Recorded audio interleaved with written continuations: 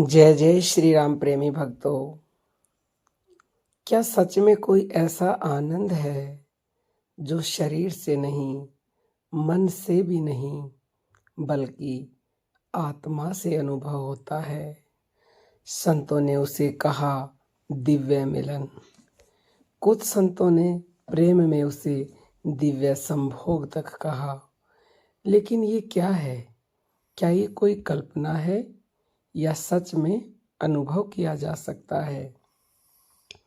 आज हम उसी रहस्य को समझेंगे प्रैक्टिकल तरीके से, संतों की वाणियों से और जीवन के उदाहरणों से। यहाँ संभोग का अर्थ शारीरिक नहीं है। उपनिषद कहते हैं परमात्मा ही परम रस है। जब आत्मा उस परम रस में डूब जाती है, जब ध्यान में साधक खुद को भूल जाता है, जब नाम जपते जपते मैं मिट जाता है, तब जो मिलन होता है उसे संतों ने दिव्य संभोग, ब्रह्म मिलन या आत्मिक विवाह कहा है।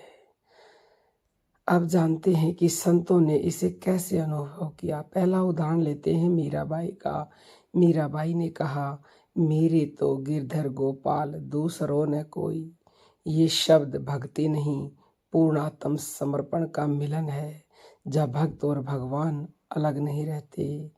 कबीर साहब कहते हैं, जब मैं था तब हरि नहीं, अब हरि है मैं नहीं। यह दिव्य मिलन है जहाँ मैं समाप्त और केवल परमात्मा शेष।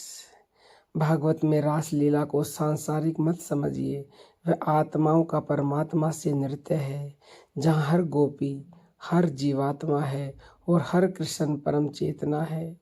यह आध्यात्मिक एकत्व का प्रतीक है। चलिए एक छोटे से उदाहरण से समझने का प्रयास करते हैं। जब कोई प्रेम में पूरी तरह डूब जाता है, उसे भूख प्यास समय दुनिया का होश नहीं रहता। अब सोचिए, अगर वही प्रेम अनंत शुद्ध दिव्य चेतना से हो जाए तो आनंद कितना गहरा होगा। वह आनंद इंद्रियों से नहीं, चेतना से अनुभव होता है। ये दिव्य संभोग यानी कि दिव्य मिलन कैसे संभव है ये जानते हैं। ये केवल भाग्य नहीं, साधना से मिलता है। पहली साधना है नाम जप। नाम केवल शब्द नहीं, यह परमात्मा की तरंग है। लगातार जप से चेतना शुद्ध होती है। और नाम जप भी किस तरह करना है वो इम्पोर्टेंट है। हमें नाम जप सांसों का करना है, अपनी ही सांसों का ध्यान करना है। क्योंकि देखो, जिस मिलन की बात कर रहे हैं आत्मा और परमात्मा के मिलन की, तो जिसको हम शक्ति कहते हैं, आप इतना समझ ले सरल शब्दों में कि आत्मा और परमात्मा ये दो अलग अलग, यानी कि शिव और शक्ति जिसको कहा गया है। तो जो शक्ति है वो नीचे जहाँ हमारी कुंडलिनी है, उसी कुंडलिनी शक्ति को शक्ति कहा गया है।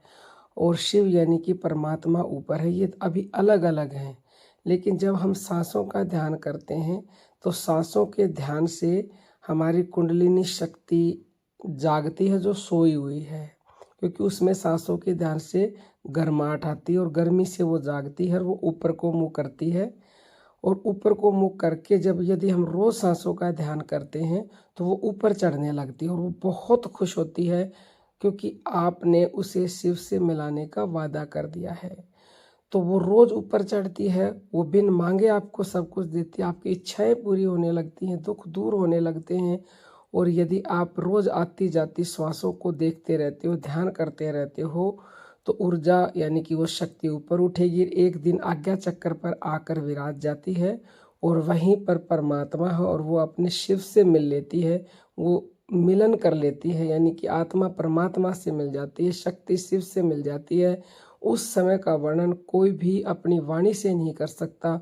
उस समय वो आनंद की स्थिति आती है कि वहाँ वाणी बंद हो जाती है, बस केवल पूर्ण आनंद, संपूर्ण आनंद, आनंद ही आनंद, आनंद का समुद्र उमड़ पड़ता है। तो जब आप खुद अनुभव करेंगे तो खुद ही उस आनंद को आप अनुभव कर सकते हैं। तो आप केवल और केवल बस ये अपनी सांसों का ध्यान करें और अपनी ऊर्जा को ऊपर उठाएं। सांस को भगवान समझें शुरुआत में, और फिर सांस को भगवान समझ के जब सांसों का ध्यान करोगे तो शिव और शक्ति का यानी आत्मा और परमात्मा का दिव्य संभोग, दिव्य मिलन अवश्य ही होगा, कोई रोक ही नहीं सकता है। और इसके बाद भी